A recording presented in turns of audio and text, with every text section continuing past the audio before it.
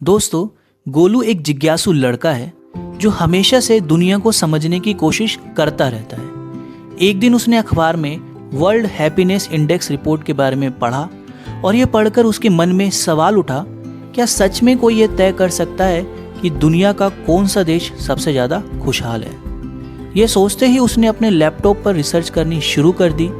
धीरे धीरे उसके सामने एक नई दुनिया खुलने लगी, जहाँ खुशहाली को सिर्फ पैसे से नहीं नापा जाता, बल्कि और भी कई पहलू इसमें शामिल किए जाते हैं। नमस्कार दोस्तों, मैं विशाल चौरसिया स्वागत करता हूं आप सभी का मेरे YouTube channel politics in depth में। दोस्तों, ये गोलू और कोई नहीं बल्कि आप में से ही कोई है। दरअसल हाल ही में वर्ल्ड हैप्पीनेस इंडेक्स रिपोर्ट 2025 का यूनाइटेड नेशन के द्वारा प्रकाशन किया गया है, जिसको लेकर कई सारे सवाल भी उठाए जा रहे हैं। तो आज इस वीडियो के माध्यम से हम वर्ल्ड हैप्पीनेस इंडेक्स रिपोर्ट 2025 के बारे में और साथ ही साथ इसके क्या मायने हैं और इस पर उठने वाले सवालों के बारे में भी चर्चा करेंगे। तो आज की वीडियो काफ़ी इंटरेस्टिंग होने वाली है। तो चलिए वीडियो की शुरुआत करते हैं। दोस्तों, सबसे पहले समझते हैं कि वर्ल्ड हैप्पीनेस इंडेक्स क्या है। World happiness index United nation के सस्टेनेबल डेवलपमेंट सॉल्यूशन नेटवर्क द्वारा प्रकाशित एक वार्षिक रिपोर्ट है। इस रिपोर्ट को अमेरिका, यूके और यूनाइटेड नेशंस मिलकर बनाते हैं। यह रिपोर्ट बताती है कि दुनिया के कौन से देश सबसे ज़्यादा खुशहाल हैं और वो खुशहाल हैं तो क्यों हैं। पहली बार वर्ल्ड हैप्पीनेस इंडेक्स रिपोर्ट 2012 में रिलीज़ की गई थी और तब से ही हर साल इसे जारी किया जा रहा है। यह रिपोर्ट अमेरिका की गैलप वर्ल्ड पोल सर्वे जो कंपनी है उसके डेटा पर भी आधारित होती है। जब गोलू ने इस रिपोर्ट के विभिन्न पहलुओं पर अध्ययन किया तो उसे ये समझ में आया कि ये रिपोर्ट केवल इकोनॉमी की बात नहीं करती, बल्कि लोगों की quality of life, social connection, health और मेंटल पीस जैसे पहलुओं को भी शामिल करती है। तो दोस्तों, आइए जानते हैं वर्ल्ड हैप्पीनेस इंडेक्स रिपोर्ट का क्या महत्व है। फिर से गोलू सोचने लगा कि अगर सिर्फ पैसा ही खुशी का पैमाना होता तो दुनिया के सबसे अमीर देश सबसे ज़्यादा खुशहाल होते, लेकिन ऐसा नहीं है। वर्ल्ड हैप्पीनेस इंडेक्स रिपोर्ट में दुनिया की लीडर्स और पॉलिसी मेकर्स को यह दिखाया जाता है कि सिर्फ आर्थिक विकास ही नहीं, बल्कि सामाजिक और मानसिक विकास भी बहुत जरूरी है। यह रिपोर्ट देशों को एक आईना दिखाने का भी काम करती है कि कौन से देश अपने नागरिकों को बेहतर जीवन देने के लिए प्रयास कर रहे हैं, उनको एक बेहतर जीवन दे रहे हैं, किन देशों को अभी सुधार करने की ज़रूरत है। तो दोस्तों, आइए जानते हैं वर्ल्ड हैप्पीनेस इंडेक्स में रैंकिंग तय करने के पैमाने क्या होते हैं। गोलू ने जब और गहराई से अध्ययन किया तो उसे पता चला कि किसी देश की रैंकिंग मेनली 6 पैरामीटर्स पर बेस्ड होती है, उसके आधार पर डिसाइड की जाती है। ये 6 पैरामीटर्स हैं। पहला, GDP based per capita income, यानी कि एक देश में वहाँ पे रहने वाले नागरिकों की एक फाइनेंशियल ईयर में कितनी इनकम है, एक देश की नागरिकों की आर्थिक स्थिति कितनी अच्छी है, इसमें इस रिपोर्ट में इसको देखा जाता है। दूसरा, सोशल सपोर्ट, यानी कि सामाजिक समर्थन। जब कोई संकट आता है, कोई प्रॉब्लम आती है, तो क्या लोगों को अपने परिवार या समाज से मदद मिलती है या नहीं। तीसरा, हेल्दी लाइफ एक्सपेक्टेंसी, यानी कि स्वस्थ जीवन प्रत्याशा, कि उस देश में रहने वाले लोग क्या स्वस्थ हैं, औसतन कितने साल जीते हैं। चौथा, freedom to make life choices, यानी कि जीवन के फैसले लेने की स्वतंत्रता, यानी कि उस देश में क्या लोगों को अपने जीवन के फैसले खुद लेने की आज़ादी है या नहीं। पांचवा, जेनरोसिटी, यानी कि दरियादिली और परोपकार, कि उस देश में रहने वाले लोग एक दूसरे की कितनी हेल्प करते हैं, समाज में आपसी सहयोग कितना है। छठा, परसेप्शन ऑफ करप्शन, यानी कि उस देश में रहने वाले लोग सरकार और समाज में कम भ्रष्टाचार महसूस करते हैं, क्या उन्हें लगता है कि उनके देश में, सरकार में और समाज में जो करप्शन है वो कम है। तो इन 6 आधारों के आधार पर जो है, इन 6 पैरामीटर्स के बेस पे वर्ल्ड हैप्पीनेस इंडेक्स रिपोर्ट दोस्तों क्या की जाती है, तैयार की जाती है। अब गोलू को समझ में आया कि ये इंडेक्स सिर्फ अमीरी गरीबी पर आधारित नहीं है, बल्कि ये समाज की समग्र खुशी और संतुष्टि को भी दर्शाता है। दोस्तों, आइए जानते हैं वर्ल्ड हैप्पीनेस इंडेक्स रिपोर्ट 2025 के अनुसार कौन से देश सबसे ज़्यादा खुशहाल हैं? अगर बात करें टॉप 10 देशों की, खुशहाल देशों की, तो गैस कीजिए नंबर 1 पर कौन सा देश होगा? जी बिल्कुल सही पहचाना, नंबर 1 पर है फिनलैंड, जो कि लगातार 8 सालों से इस वर्ल्ड हैप्पीनेस इंडेक्स रिपोर्ट में फर्स्ट पोजीशन पर बना हुआ है। उसके बात करें तो सेकंड नंबर पर डेनमार्क, थर्ड नंबर पर आइसलैंड, फोर्थ नंबर पर स्वीडन, फिफ्थ नंबर पर नीदरलैंड्स, सिक्स्थ नंबर पर कोस्टा रिका, सेवेंथ नंबर पर नॉर्वे, 8th पोजीशन पर इजराइल और 9th पोजीशन पर लग्जमबर्ग और 10th पोजीशन पर मेक्सिको।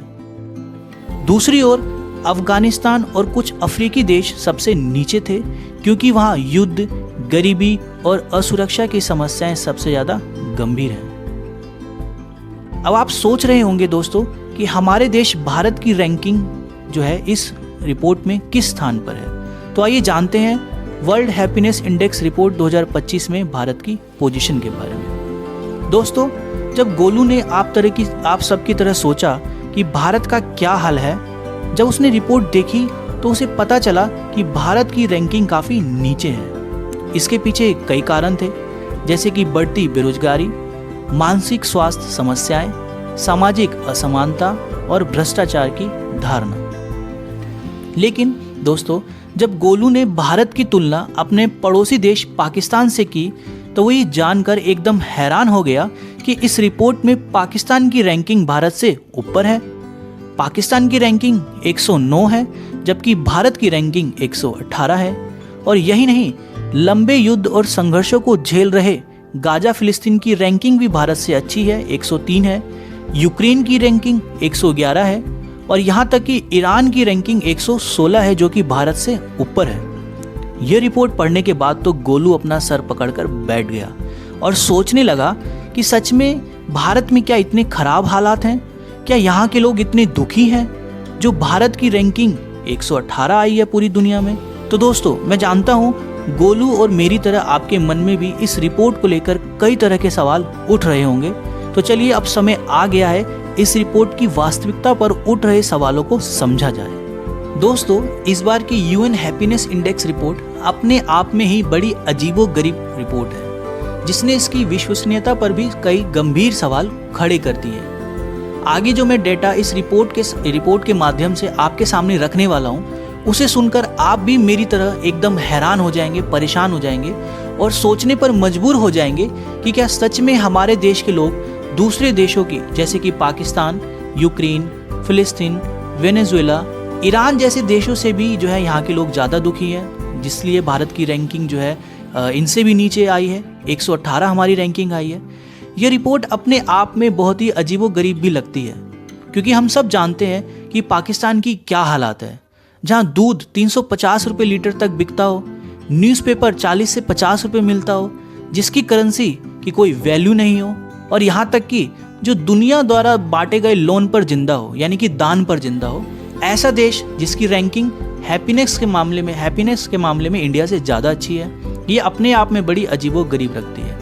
साथ ही साथ जहाँ आए दिन आतंकवादी हिंसाएं होती रहती हो, ऐसे देश को भारत से ज़्यादा खुशहाल बताया गया है इस रिपोर्ट में, तो इस पर सवाल उठने लाजमी है। इसके साथ साथ यूक्रेन, जहाँ पिछले 2 सालों से ज़्यादा समय से युद्ध चल रहा है, पूरा यूक्रेन इस वक्त रूस की मिसाइलों से बर्बाद हो चुका है, उसे भारत से खुशहाल देश बताया गया है। गाजा, जहाँ इजराइल ने तबाही मचा दी है, लाखों फिलिस्तीनी मारे गए हैं, जिस देश को अमेरिका और इजराइल मिलकर कब्जाना चाहते हैं, उस देश को भारत से ज़्यादा खुशहाल बताया गया है। और यहाँ तक कि इजराइल, जहाँ पर ना जाने कब ईरान, हिजबुल्लाह, हैती द्वारा मिसाइलें बरसा दी जाए, ठीक है, उस देश को भी टॉप 10 में रखा गया है।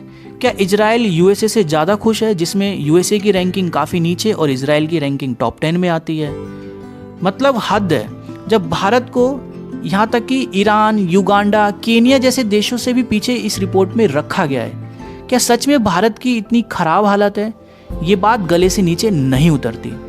आपको हैप्पीनेस के मामले में एक और वर्ल्ड रिपोर्ट के बारे में मैं आज बताता हूँ। ये है इप्सोस, जो कि ग्लोबल हैप्पीनेस रिपोर्ट 2025। ये एक फ्रांस की कंपनी है जो हर साल यूनाइटेड नेशन की तरह वर्ल्ड हैप्पीनेस इंडेक्स की तरह रिपोर्ट प्रकाशित करती है।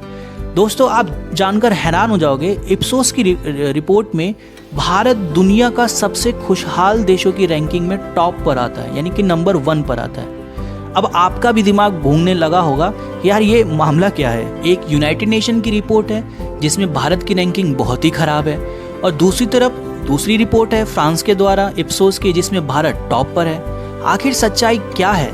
आखिर भारत में जो विश्व में खुशहाल देशों की रैंकिंग है उसमें भारत कहाँ पर आता है?